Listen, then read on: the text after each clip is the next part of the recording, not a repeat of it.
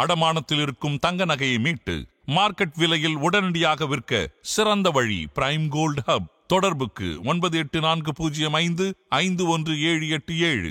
தங்கத்தை மட்டுமல்ல, உங்கள் தன்னம்பிக்கையையும் மீட்டுத் தருகிறோம். ஆச்சி கொழுக்கட்டை மாவு வந்தாச்சு. ஆச்சி கொழுக்கட்டை மாவிற்கு கொழுக்கட்டை அச்சை கேட்டு வாங்குங்கள். ராகுல் காந்தி தேர்தல் ஆணையத்தின் மீது கேள்வி கணைகளை தொடுத்துள்ளார். கேள்வி கணை விட ஒரு மிகப்பெரிய ஒரு போரை தொடுத்துள்ளாருன்னு தான் நாம சொல்லணும். ஒரே பேர்ல ஏகப்பட்ட வாக்காளர்கள் இருக்காங்க, டபுள் என்ட்ரி ட்ரிபிள் என்ட்ரின்னு இருக்கு. ஒரு மிகப்பெரிய ஒரு மோசடி நடந்திருக்கு அப்படிங்கிற ஒரு விஷயத்தை வெளிக்காட்டி இருக்காரு. இது என்ன மாதிரியான விளைவுகளை சரி ஏற்படுத்த வாய்ப்பு இருக்கு? இன்னைக்கு ஒரு மிகப்பெரிய பேரணி நடந்துகிட்டு இருக்கு. என்ன எதை நோக்கி போய்கிட்டு இருக்கு சார் இந்த இஷ்யூ? அது அபிடவிட்டும் தப்புங்க. எப்படின்னா இண்டிவிஜுவல் ஓட்டருக்கான அபிடவிட் அது. இது பொதுவெளியில ஒரு எதிர்கட்சி தலைவர் வைத்த ஒரு பிராட் பேஸ்ட் குற்றச்சாட்டு. அதாவது 2024 தேர்தல் முடிவுகளையே கேள்விக்குரியதாக்கக்கூடிய ஒரு குற்றச்சாட்டு. மேல இருக்கிற ஒரு அமைப்பு இல்லைன்னா ரொம்ப மேலமையில இருக்கிற அந்த மேனேஜரியல் டீம் அந்த சர்வே ரிசல்ட்டை மாத்தினாங்க அப்படின்னா கீழே இருக்கவங்க அது ஒண்ணுமே செய்ய முடியாது. அப்படியான ஒரு பெரிய ஃப்ராடு தேர்தல் ஆணையத்தோட வாக்காளர் பட்டியல் தயாரிப்புல நடந்திருக்கு. தேர்தல் ஆணையர்கள், துணை தேர்தல் ஆணையர்கள் அடங்கிய ஒரு 10 பேரோ 15 பேரோ இருக்கிற ஒரு குரூப் இந்த வேலையை பார்த்திருக்கு அப்படின்னு தான் நான் இதை புரிஞ்சுக்கிறேன்.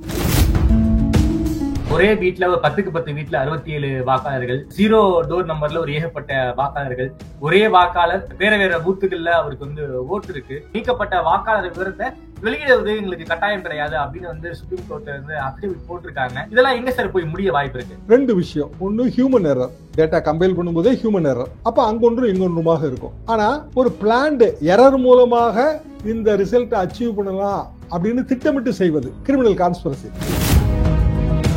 மோடிக்கு பதிலாக ராகுல் காந்தி பிரதமர் ஆகணும் அப்படின்னு நம்ம இதை பத்தி பேசல. இல்ல ராகுல் காந்தி பிரதமர் ஆகிற வாய்ப்பு மோடி தடுத்துட்டாருன்னு நம்ம பேச முடியாது. உதாரணமாக இதன் மூலமாக ஒரு 30 தொகுதியில பிஜேபி கூடுதல் வெற்றி பெற்றிருக்குன்னு வச்சுக்குவோம். அப்ப 240 பேர்ல 210 எடுத்திருந்தாங்கனாலும் யார் ஆட்சி அமைச்சிருப்பா? ராகுல் காந்தி சொல்றது தப்புன்னு வச்சுக்குவோங்க. அது தவறான குற்றச்சாட்டு, பொய்யான குற்றச்சாட்டுன்னு வச்சுக்குவோம். பொய்யான குற்றச்சாட்டு அவர் சொல்றாருல, இது பொய் அப்படின்னு நிரூபிக்க வேண்டிய கடமை அது இதுவரைக்கும் அதை எங்க நிரூபிச்சிருக்கு? இது இவிஎம் பேஸ்ட் தேர்தல்.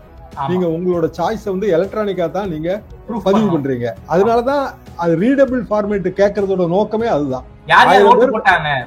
1000 பேர் கொண்ட ஒரு வாக்கு சாவடிங்க, அதெல்லாம் 650 பேர் ஓட்டு போட்டிருக்காங்க. 1000 பேர் பட்டியல் நீங்க எங்கிட்ட கொடுங்க, 650 பேர் பட்டியலையும் எங்கிட்ட கொடுங்கிறதானே கேள்வி. அதுல என்ன சிரமம் இருக்கு? ஆதனையர்களுக்கு அன்பு வணக்கம். இன்று நம்மோடு மூத்த பத்திரிகையாளர் திருமிகு தராசு ஷியாம் அவர் இருந்தார். வணக்கம் ஷியாம் சார். வணக்கம் தாமரை சார், நல்லா இருக்கீங்களா? நல்லா இருக்கேன் சார். ராகுல் காந்தி தேர்தல் ஆணையத்தின் மீது கேள்வி கணைகளை தொடுத்துள்ளார். கேள்வி கணை விட ஒரு மிகப்பெரிய ஒரு போரை தொடுத்துள்ளாருன்னு தான் நாம சொல்லணும்.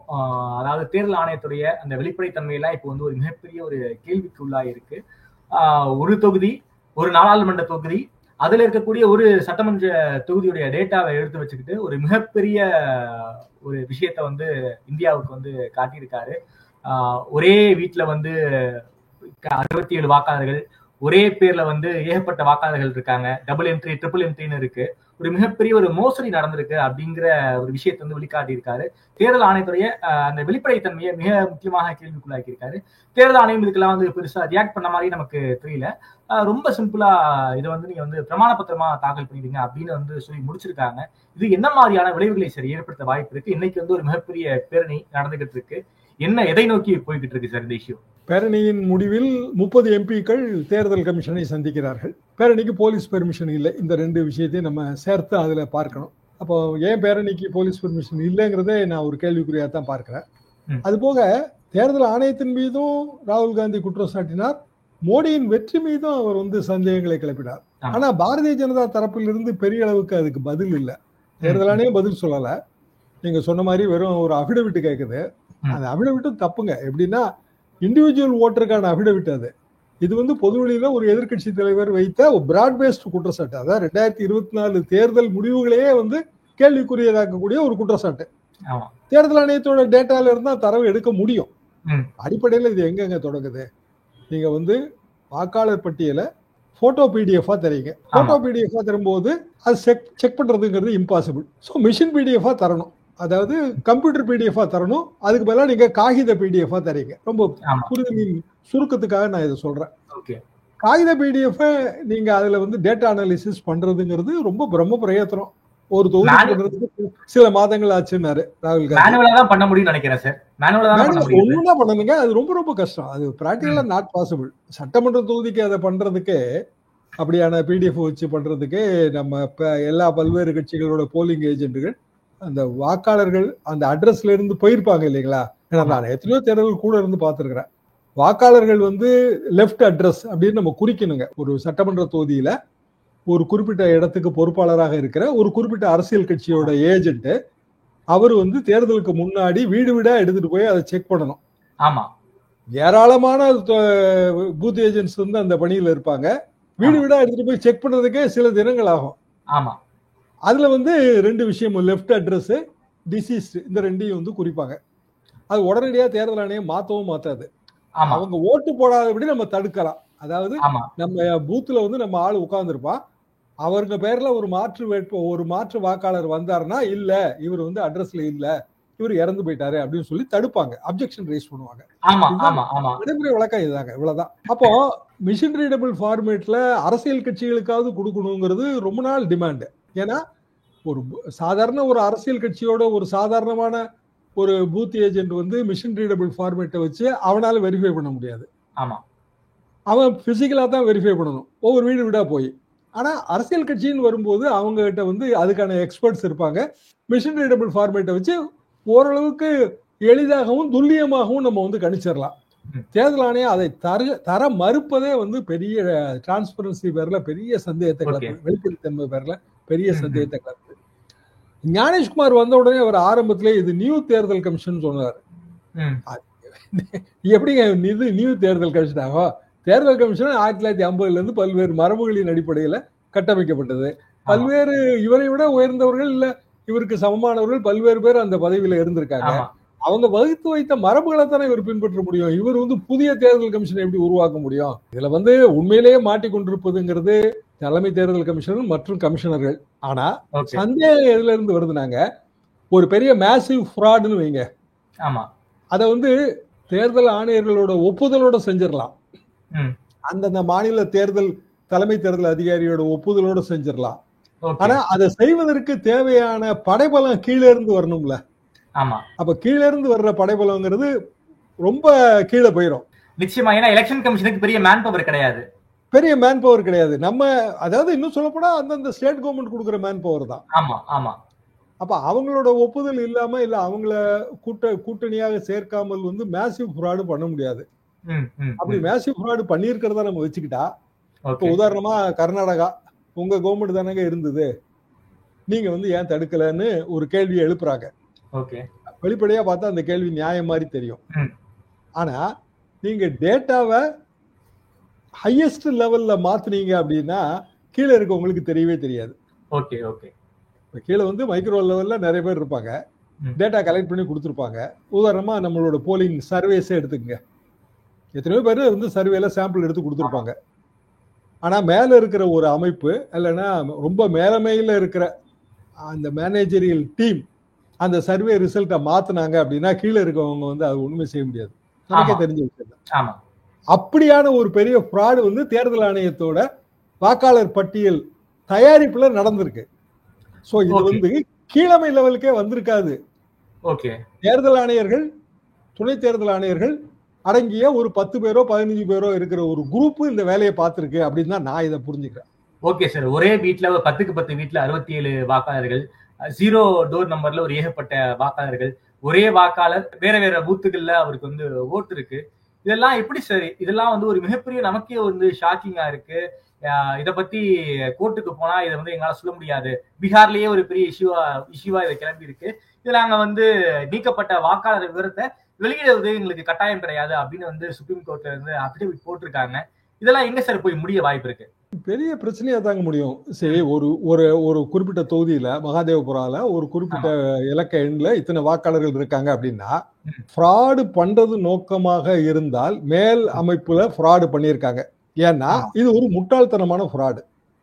சரி, இதை யாரு ஒரு தொகுதியை எடுத்து வெரிஃபை பண்ணாலும் இப்படியான தவறுகளை கண்டுபிடிக்கும் போது ரெண்டு விஷயம். ஒன்று ஹியூமன் எரர், டேட்டா கம்பைல் பண்ணும்போதே ஹியூமன் எரர், அப்போ அங்கொன்றும் இங்கொன்றுமாக இருக்கும்.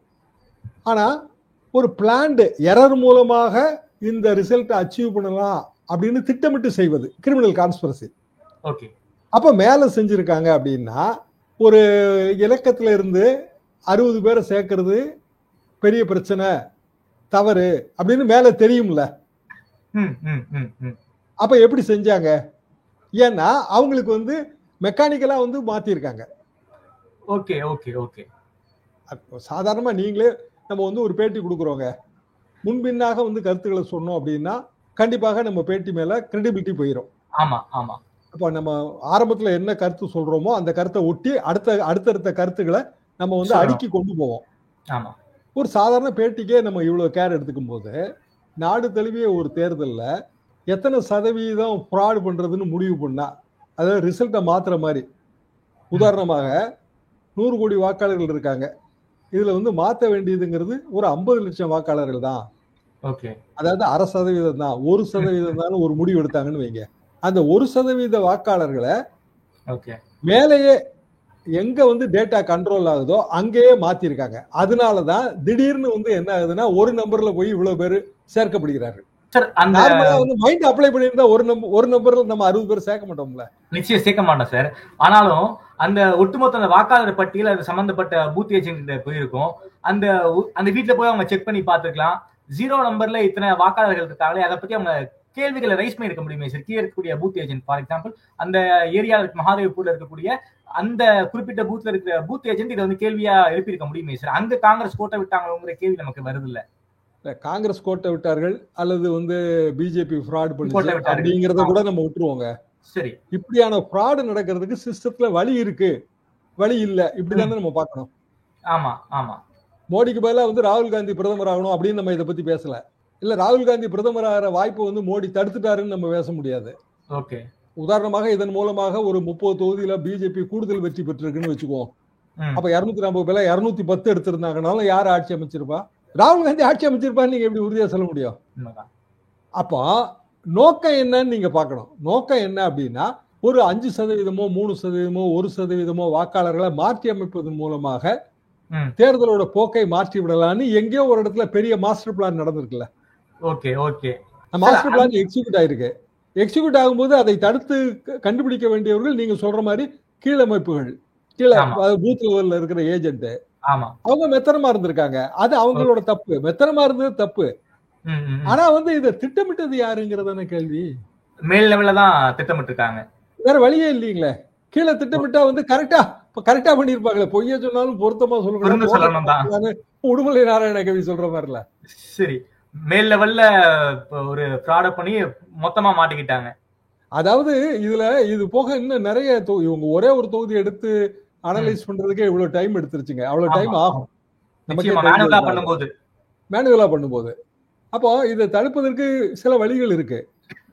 இந்த மாதிரி, அதாவது ஈவன் அஸ்யூமிங் தேர்தல் ஆணையத்துக்கு தெரிஞ்சு இந்த தவறு நடக்கல, இதுல வந்து ஒன்னும் திட்டமிட்ட ஃப்ராட் கிடையாது, இது ஹியூமன் எரர் தான், தேர்தல் ஆணையத்திலையும் ஹியூமன் எரர் பாசிபிள் தான் அப்படிங்கிற ஒரு வாதம் நம்ம வைத்தாலும் எதிர்காலத்துல இதை தடுப்பதற்கான சில வழிமுறைகளை இப்ப நம்ம அதை கொண்டு வரலாம்ல. நிச்சயமா கொண்டு வர முடியும். அது எளிது தானே. இப்ப நீங்க மோடியோட பிரதமர் பதவியை நம்ம இதன் மூலமா பறிச்சு விட முடியுமா? இல்ல வந்து உச்சநீதிமன்றத்துக்கு வழக்கு எடுத்துட்டு போனா உச்சநீதிமன்றம் ஆர்டர் போட்டு மறுதேர்தல் நடத்த சொல்லுமா? அதெல்லாம் நாட் பாசிபிள். அப்போ இப்போ வந்து நம்ம இப்படியான ஒரு ஃப்ராட் நடந்திருக்கு, இந்திய வாக்களிப்பு முறையில சந்தேகம் இருக்கு என்றால், இதே மாதிரியான சந்தேகங்கள் பிற நாட்டு தேர்தல்கள்ல எழுப்பப்பட்டதான்னு பார்த்தா அமெரிக்க தேர்தலில் இப்ப ட்ரம்ப் தேர்தலை எழுப்புனாங்க. ட்ரம்ப் தேர்தல பாப்புலர் ஓட்டு ஒரு மாநிலத்துல அதிகமாக யாரு கிடைக்குதோ, வெறும் 100 ஓட்டு அதிகமாக கிடைச்சா கூட மாநிலத்தோட எலக்டோரல் காலேஜ் ஓட்டு பூரா ஒரு ஜனாதிபதி வேட்பாளருக்கு போயிருது அவங்க சிஸ்டப்படி. அப்போ ஒட்டுமொத்தமா இருக்கிற கோடிக்கணக்கான வாக்குல 1% மாற்றி அமைப்பதன் மூலமாக மாநிலத்தோட பாப்புலர் ஓட்டை மாத்தலாம் என்கிற ஒரு நிலை வந்தது. அது வந்து ட்ரம்புக்கு ஆதரவா முடிஞ்சது. இது கமலா ஹாரிஸ் வச்ச குற்றச்சாட்டு. ராகுல் காந்தி மட்டும் ஆப்போசிஷன் லீடரா வந்து இந்த குற்றச்சாட்டை வைக்கல. அமெரிக்காவிலையும் வந்து வெற்றி வாய்ப்பை இழந்த தோற்று போன வேட்பாளர் வைக்கிறார் அந்த குற்றச்சாட்டை. ட்ரம்ப் பதிலே சொல்லல. ம். அப்போ ட்ரம்ப்பும் மோடியும் நண்பர்கள். இதுல வந்து என்ன ப்ராப்ளம்னா, ட்ரம்ப்போட போன தேர்தலையும் இதே குற்றச்சாட்டு வந்துச்சு. ம். அவர் ஜெயிச்சு வந்து போன தேர்தலையும் இதே குற்றச்சாட்டு வந்துச்சு. அப்படின்னா எலக்டோரல் ஃப்ராடுங்கிறதுக்கு மைண்ட் செட் வேணுங்க. ஓகே. அந்த மைண்ட் செட் இருக்கா இல்லையாங்கிறது தான் இதுல கேள்விக்குறி. மைண்ட் செட்ல இப்ப நமக்கு சந்தேகம் வந்துருச்சு. ம். இப்போ வந்து ஒண்ணுமே இல்லைங்களே. தேர்தல் ஆணையத்து மேல ஒரு குற்றச்சாட்டு வச்சிருக்காரு பொறுப்புள்ள ஒரு எதிர்க்கட்சி தலைவர். ம். அவரை வந்து மிரட்டுற துணியில தேர்தல் ஆணையம் என்ன சொல்லுது, நீ அபிடவிட் போடுங்குது. ஆமா. ஆனா அந்த ஃபார்மேட்லயே வந்து அது இண்டிவிஜுவல் ஓட்டருக்கான அபிடவிட், ஆமா. பொலிட்டிக்கல் அது ஓட்டருக்கான அது வந்து அது போட ஒட்டுமொத்த முடியாது. தேர்தல் நிச்சயமா அது ஒட்டுமொத்த தேர்தல் முறையவே இந்த ராகுல் காந்திக்கு வந்து கேள்வி எழுப்பியிருக்கும் போது இந்த தனிநபருக்கான ஒரு அபிடவிட்டை இப்படி அவர் போட முடியுங்கிற கேள்வி நமக்கு அது நிச்சயமா போட முடியாது. ஏன்னா அவர் அந்த தொகுதியில வாக்காளரும் கிடையாது. அவரை அது அந்த மாதிரியான ஒரு ஒரு அப்படியான ஒரு கேள்வியை சந்தேகத்தை எழுப்பின வாக்காளரும் கிடையாது. So Okay. அவர் வந்து ஒட்டுமொத்தமா இந்த சிஸ்டத்துல இந்த ஃப்ராட் இருக்குன்றாரு. ம். ஃப்ராட் இருக்கு இல்லங்கிறது வேற. இந்த ஃப்ராடை தவிர்க்கலாம். இந்த ஃப்ராடை எதிர்காலத்துல வரவிடாதபடி தடுக்கலாம்.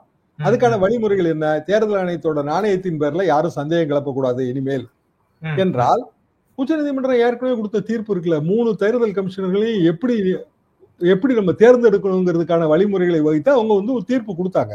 ஆமா. தீர்ப்புல என்ன மைனஸ் பாயிண்ட் இருந்தது அப்படின்னா, என்னதான் இருந்தாலும் நாங்க இதை சொல்லத்தான் முடியுமே தவிர இதற்கான சட்டம் கொண்டு வர வேண்டியது லெஜிஸ்லேச்சரோட வேலைன்னு சொன்னாங்க.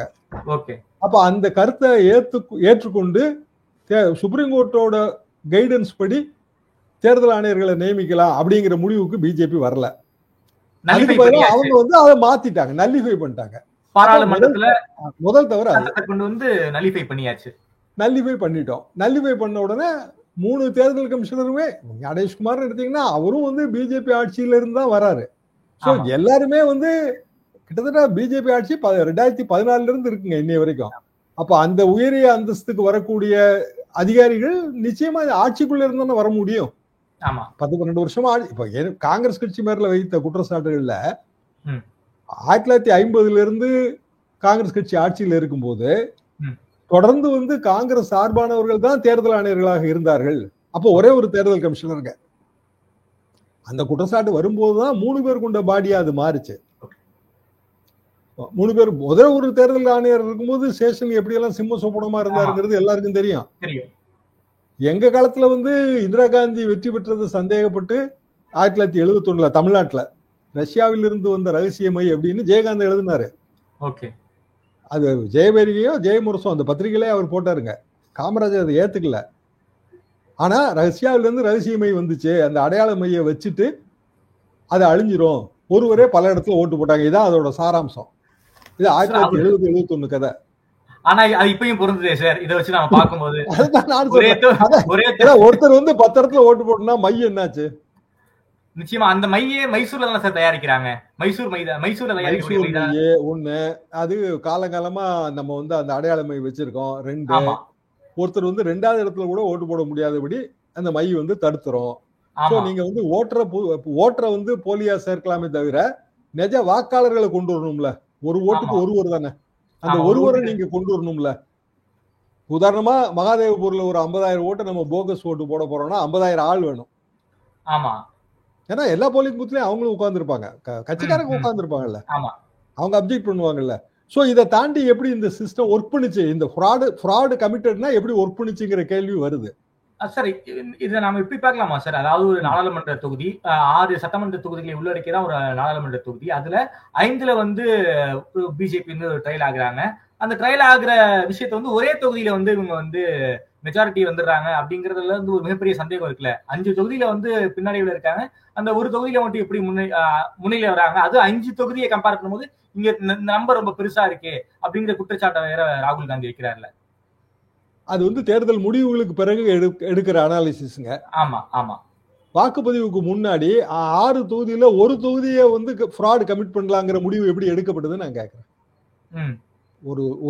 ஒரு பாராளுமன்ற தொகுதிங்க, 6 சட்டமன்ற தொகுதி இருக்கு, 6லயும் தோத்து போயிருவோம் நம்ம, ரைட்டு. ஒரே ஒரு தொகுதியை மட்டும் நம்ம ஃப்ராட் பண்ணோம்னா 6ஐயும் ஜெயிச்சிடலாம். இதைத்தானே அவர் சொல்றாரு. அந்த ஒரே ஒரு தொகுதி மகாதேவபுர். அந்த ஒரே ஒரு தொகுதியில மகாதேவபுர்ல வந்து மாற்றி ஓட்டு போடுவதற்கு ஆள் இருக்கு. அப்போ திடீர்னு நீங்க வந்து தமிழ்நாடு ஓட்டை வந்து கேரளாக்காரன் வந்து போட முடியாது இல்லைங்க ஊர்ல, போட முடியாதுதான். அது உடனே பிடிச்சிருவாங்களா? ஆமா, இல்ல தமிழ்நாடு ஓட்டை வந்து பீகார்காரன் வந்து போட முடியுமா? அதெல்லாம் நிச்சயமா போட முடியாது. வெளி மாநிலத்துல இருந்து நீங்க ஆள் கொண்டு வர முடியாதுல்ல. ஆமா, கர்நாடகா ஸ்டேட்ல வேணா சில மாநிலங்கள் வந்து பக்கத்து மாநிலங்கள்லாம் அங்க இருக்கு. அப்பவும் வந்து இந்த மேசிவ், அதாவது இவ்வளவு 1000 ஓட்டை போடுவதற்கு இவ்வளவு 1000 பேர் வேணும்ல அந்த ஒரு நாள்லயோ இல்ல வந்து அந்த குறிப்பிட்ட வாக்குப்பதிவு நடக்கிற சில மணி நேரங்கள்லயோ. ஆமா, ஆமா. ஆனா இப்ப இதுவே வந்து ராகுல் காந்தி வைக்கிற சில குற்றச்சாட்டுகள் இருக்குல்ல. இப்போ வாக்குப்பதிவு நேரம், வாக்கு சாவடியில வந்து நேரத்தை எக்ஸ்டெண்ட் பண்ணிருக்காங்க. இப்ப 6 மணிக்கு நிக்கிறாங்க கியூல, டோக்கன் கொடுப்பாங்க. நம்ம ஊர்ல டோக்கன் கொடுப்பாங்க. நம்ம ஊர்லயும் அதான் சிஸ்டம். ஆமா, 10 பேர் இருப்பாங்க இல்ல 15 பேர் இருப்பாங்க. ஆனா 6 மணில இருந்து வாக்கு சாவடி க்ளோஸ் பண்ற வரைக்கும் பதிவு பண்ணப்பட்ட வாக்குகளின் எண்ணிக்கைங்கிறது ரொம்ப அதிகமா இருக்கு. ஓகே. மகாராஷ்டிரா நம்ம மகாதேவபுரங்களே நிக்காம ராகுல் காந்தியோட மற்ற விஷயங்கள், மகாராஷ்டிரா ஹரியானா விஷயங்கள்ல இதை அவர் பிரதானமா வைக்கிறாரு. ஓகே. 6 மணிக்கு மேல ஓட்டு போட்ட டோட்டல் நம்பர், அதை எப்படி அவர் டேட்டா எடுக்கிறாருன்னா 6 மணிக்கு வந்து ஒரு டேட்டாவை நம்ம ரிலீஸ் பண்றோம், அதுக்கு பிறகு ஃபைனல் டேட்டாவை ரிலீஸ் பண்றோம். ரெண்டுக்கு இடையில வந்து நியாயமான வேறுபாடுங்கிறது 1க்கு கீழே 0 பாயிண்ட் அப்படிதான் இருக்க முடியும். ஆனா இங்க வந்து ரொம்ப ஜாஸ்தியா இருக்கு. அது ஜாஸ்திங்கிறது வெற்றி வித்தியாசத்தை விட அதிகமா இருக்குன்றாரு அவரு. Okay, okay, okay, okay. ஒரு தொகுதியில ஒருத்தர் வெற்றி பெற்றாருங்க, அவர் 10,000 ஓட்டுல வெற்றி பெறாரு. தொகுதி பூராவும் வந்து 6 மணிக்கு மேல ஓட்டு போட்டவங்களோட எண்ணிக்கைங்கிறது 20,000 இருக்கு. ஒரு உதாரணத்துக்காக நான் சொல்றேன், எக்ஸாக்ட் நம்பர் இல்ல நான் சொல்றது. ஓகே, அந்த 6 மணிக்கு மேல ஓட்டு போட்டவங்களாலதான் வந்து அந்த வேட்பாளர் ஜெயிச்சிருக்காரு நம்ம எடுத்துக்கலாமா? அப்படித்தான் அவர் சொல்றாரு. அதாவது 6 மணிக்கு மேல 20,000 பேர் ஓட்டு போட்டதா நீங்க கணக்கு சொல்றீங்க. ஓகே. ஆனா 6 மணிக்கு மேல 20,000 பேர் ஓட்டு போடும்போது வெற்றி வாய்ப்பே அந்த 20,000க்குள்ளதான் நிக்குது. சரி. இது வந்து மகாராஷ்டிரா தேர்தலையும் ஹரியானா தேர்தலையும் பார்க்க முடியுது. ஏன்னா ஹரியானா தேர்தலில் 2 கடையில ரொம்ப டிஃபரன்ஸ் கம்மியா இருந்தது. ஆமா, காங்கிரஸுக்கும் பிஜேபிக்கு இடையில ரொம்ப டிஃபரன்ஸ். நம்ம சிசிடிவி ஃபுட்டேஜ் வச்சு நம்ம வந்து மானிட்டர் பண்ணிக்கிட்டு இருக்கோமே சார். அதான் சிசிடிவி தான் அவங்க அது கொடுக்க மாட்டேன்றாங்கல்ல, அந்த இடம் டிரான்ஸ்பரன்சில அடி வாங்குதுல்ல. நம்ம சிசிடிவி வச்சு மானிட்டர் பண்றோங்க, கரெக்ட். இவங்க கேட்டதே என்னன்னா சிசிடிவி ஃபுட்டேஜ் தான் கேட்டாங்க. இவங்க 2 விஷயம் டிமாண்ட் பண்ணாங்க. 2மே தேர்தல் ஆணையம் உடனே ஒத்துக்கிடலாம். என்னன்னா, ஒண்ணு மிஷின் ரீடபிள் ஃபார்மேட், அது கொடுக்கறது அவங்களுக்கு எந்த கஷ்டமும் இல்லை. ஆக்சுவலா அவங்க போட்டிருந்தாங்க பீகார் தேர்தல் அந்த எஸ்ஐஆர் போட்ட உடனே நாங்க எல்லாரும் வெப்சைட் செக் பண்ணுவாங்க. தேர்தல் ஆணைய வெப்சைட்ல வந்து புதிய வாக்காளர் பட்டியல் அதை வந்து மிஷின் ரீடபிள் ஃபார்மேட்ல போட்டிருந்தாங்க. ஓகே. இப்ப டக்குனு அதை எடுத்துட்டாங்க. சரி. உடனுக்குடன் வந்து மகாராஷ்டிராவும் எடுத்தாச்சு, ஹரியானாலையும் எடுத்தாச்சு. ஓகே. அதாவது நம்ம ரீடபிள் பிடிஎஃப் இருந்ததை எடுத்துட்டாங்க. ஓகே. இப்போ மேனுவலா தான் பார்க்க முடியும். முதல்ல சிசிடிவி ஃபுட்டேஜ் நம்ம டிமாண்ட் பண்ணி வாங்க முடியும், இண்டிவிஜுவல் ஓட்டர் கூட வாங்க முடியும். ஆனா இப்ப வாங்க முடியாது, மாத்திட்டாங்க, சட்டத்தை திருத்தியாச்சு. தேர்தல் ஆணையம் வந்து ஐயா உங்க பேர்ல எனக்கு சந்தேகம் அப்படின்னா அது என்ன பண்ணுதுன்னா அப்படியா ரைட்னு சொல்லி விதியெல்லாம் மாத்தி விட்டுருது. இப்ப சந்தேகம் விட பார்ப்போம் அப்படிங்குது. ஓகே. அதுதானே ஆபத்தான விஷயமா இருக்கு. சரி, நான் வந்து ஒரு ராகுல் காந்தி சொல்றது தப்புன்னு வச்சுக்கோங்க, அது தவறான குற்றச்சாட்டு, பொய்யான குற்றச்சாட்டுன்னு வச்சுக்கோம். பொய்யான குற்றச்சாட்டை அவர் சொல்றாருல, இது பொய் அப்படின்னு நிரூபிக்க வேண்டிய கடமை எலெக்ஷன் கமிஷனுக்கு தான் இருக்கு. அது இது இருக்கு, அது எங்க நிரூபிச்சிருக்கு? அது என்ன சொல்றதுன்னா, பொய்யா சொல்ற நீ வந்து ஒரு சத்திய பிரமாண வாக்குமூலம் போடு. ஒண்ணு, என்கிட்ட இருக்க டேட்டாவெல்லாம் நான் வந்து எடுத்து விட்டேன்னா நீ எப்படி நிரூபிப்பேங்குது. ஓகே, நான் டேட்டாவே கொடுக்க மாட்டேன். டேட்டா தான் எடுத்தாச்சே, முதல்ல அவங்க இறக்கி வச்சிருந்தா தான் உண்டு. அதுவும் பீகார்ல நீக்கப்பட்ட வாக்காளர்கள் விவரத்தை கேட்டா நாங்க கொடுக்க மாட்டோங்கிறாங்க. எங்க கிட்ட நோ டேட்டா இடம் இல்லையா ஐயா, உன்னை நீக்கிட்டோம்.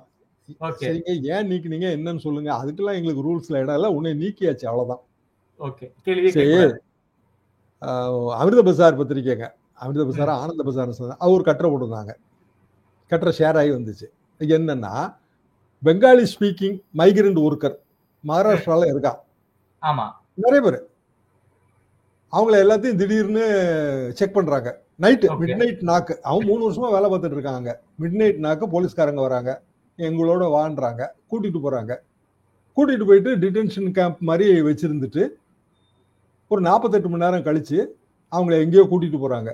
கூட்டிட்டு போயிட்டு கையில கொஞ்சம் ரூபாயும் சாப்பாடும் கொடுத்து தள்ளி விட்டுறாங்க. தள்ளி விட்டது எங்கன்னா பங்களாதேஷுக்கு உள்ள. ஓ. நீ எல்லாம் பங்காளி, ம். பங்களாதேஷ்காரன், ம். பங்களாதேஷ் மொழி பேசுறேன்னு சொல்லி பிராக்டிகலா இந்தியனை பங்களாதேஷுக்குள்ள தள்ளி விட்டாச்சு. தள்ளிங்க புஷ்டு. ஓ. அப்படியான நிறைய பேரோட பேட்டியை வந்து பத்திரிகை போட்டிருக்கு. ம். அவன் உடனே அங்க இருந்து இப்பதான் வீடியோ உலகமாச்ச, ஆமா. அவன் உடனே வந்து வீடியோல செல்போன் வச்சிருக்கான் எல்லாம். ம். அக்கா மம்தா அக்கா எங்களை காப்பாத்துங்க, எங்களை பங்களாதேஷுக்குள்ள தள்ளி விட்டுட்டாங்க. அதான் மலை உச்சியில இருந்து தள்ளி விடுற மாதிரி. ம். ம். ம். இப்ப அது பெரிய வழக்கா நடந்துட்டு இருக்கு. ஓகே. அப்ப என்ன மாதிரியான ஒரு நிலையை நோக்கி இந்த நாடு போகுதுங்கிற கேள்வியே ராகுல் காந்தி எழுப்புறாரு. அப்படிதான் நீங்க பார்க்கணும். Okay sir. சார், இந்த ராகுல் காந்தி வார்த்தையின்படி இந்த எலெக்ஷன்ல முறைகேடு நடந்திருக்கா இல்லையா சார்? எனக்கு சில சந்தேகங்கள் உண்டுங்க. என்னன்னா தமிழ்நாட்டிலே வந்து இந்த அளவுக்கான ஓட்டு வந்து பிஜேபிக்கு கிடைச்சிருக்க வாய்ப்பு இல்லை. நாங்க வந்து எங்க நண்பர்கள் எல்லாரும் அவங்கவுங்க இன்ஃபார்மலா சர்வே எடுத்துக்கிட்டு இருக்கோம். சார், நீங்களே சொன்னீங்களே சார் 200 வரதே கொஞ்சம் கஷ்டம் தான். நான் வந்துங்க ஆல் இண்டியா லெவல்ல ஒரு சீனியர் ஜேர்னலிஸ்ட் குரூப் எல்லாரும் 70+. நாங்க வந்து பத்திரிகை செய்திகள் மூலமாக ஒரு டேபிள் போட்டு தொகுத்துக்கிட்டே இருந்தவங்க. நாங்க வந்து ரொம்ப மிஷின் ரீடபிள் பிடிஎஃப் ஃபார்மேட் தான் வச்சிருந்தோம், எக்ஸல் ஃபார்மேட். அதுல அப்பப்போ திருத்திக்கிட்டே வரலாம். அதான் வசதி. கம்பேர் பண்ணலாம், அது அடுத்த வசதி. அப்போ மினிமம் 200, மேக்ஸிமம் 240 வந்து நான் 240 நம்பர் நிறைய வீடியோல சொல்லியிருக்கேன். 240 தான் வந்துச்சுங்க. மோடிக்கு வந்து ரொம்ப வெற்றி பெறுறது ரொம்ப கஷ்டமா இருக்குங்கிறதெல்லாம் அதுல சொல்லியிருந்தோம். கணிப்பு முதல் 2 கவுண்ட்ல ஒரு ட்ரைலிங் தான் ட்ரையல் ஆனாரு.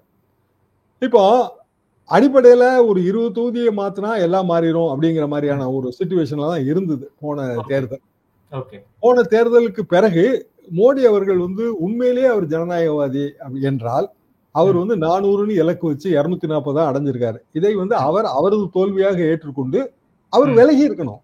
சரி, ஒரு எங்கேயோ அரியலூர்ல ரயில் விபத்து நடக்குங்க, அதுக்கு பொறுப்பேற்று ஏங்க லால் பகதூர் சாஸ்திரி ராஜினாமா பண்றாரு ரயில்வே மந்திரி, தார்மீக பொறுப்பு, மாரல் ரெஸ்பான்சிபிலிட்டி அப்போ பிரதமர் மோடிக்கு கிடையாதா? யோசிச்சு பாருங்க. அப்படா அவர் எது செஞ்சாலும் பதவியில இருக்கணும் அப்படிங்கிற ஒரு மைண்ட் செட்டுக்கு வந்துட்டாரு. ஓகே, அப்படின்னா இதையும் செஞ்சிருப்பாரு. அப்படிதான் நம்ம யூகிக்க முடியுது. Okay sir. சரி, இப்போ அந்த சண்டிகர் தேர்தல் என்ன நடந்துச்சு நமக்கு தெரியும். சுப்ரீம் கோர்ட் நீதியை கொடுத்தாங்க. சோ அதே மாதிரி சுப்ரீம் கோர்ட்டுக்கு நிச்சயம் ராகுல் காந்தி போக வாய்ப்பு இருக்குன்னு நான் நானுமே நினைக்கிறேன்.